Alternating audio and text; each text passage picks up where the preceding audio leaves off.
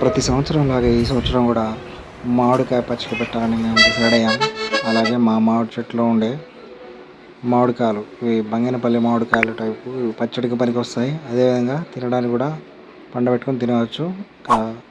Start చేసి కోయడం start చేసాము. సగం పళ్ళు ఇలా చూడండి ఎలా డ్యామేజ్ అయిపోయాయి.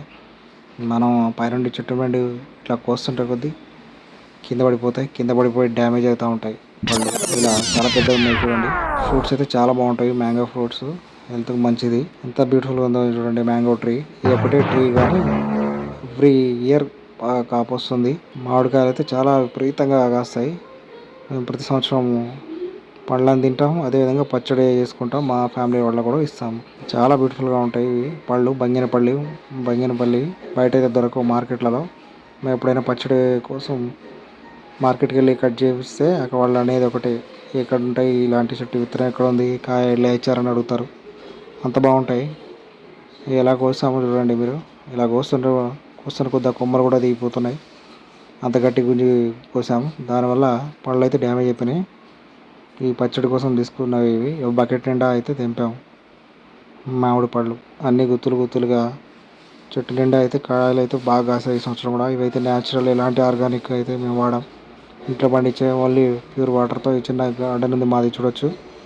గార్డెన్లో పెరిగే సహజమైన మామిడి చెట్టు ఇది. ఆ చెట్టు కాసిన సహజమైన మామిడికాయలు. ఎటువంటి ఎరువు అయితే వాడాం మేము. ప్యూర్ వాటర్, అదే మట్టిలో ఉండే మినరల్స్ అవన్నీ తీసుకొని చెట్టు అయితే కాపు కాస్తుంది ఎవ్రీ ఇయర్. ప్రతి సంవత్సరం అయితే కాపు అయితే బాగా కాస్తుంది.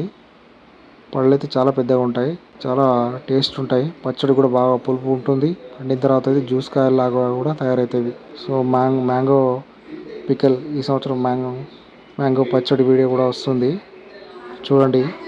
మేము కోసిన బకెట్ నిండా కోసాము. ఇది మాకు మామిడికాయ పచ్చడి కోసం మేము కోసినవి. అదేవిధంగా కొన్ని మగ్గ పెట్టుకొని తింటాం. ఇందులో దూరకాయలు కూడా ఉన్నాయి చూడొచ్చు. ఇవి దూరవి, ఇవి పళ్ళకి పనికి వస్తాయి, పచ్చడికి పనికి రావు. ఈ సైడ్ అయితే రైట్ సైడ్ ఉన్నవి అయితే పచ్చడికి పనికి వస్తాయి. సో ఈ వీడియో అయితే మీరు చూడొచ్చు. ఈ వీడియోలో మామిడికాయలు ఎలా ఉన్నాయి, ఎలా కోసాము.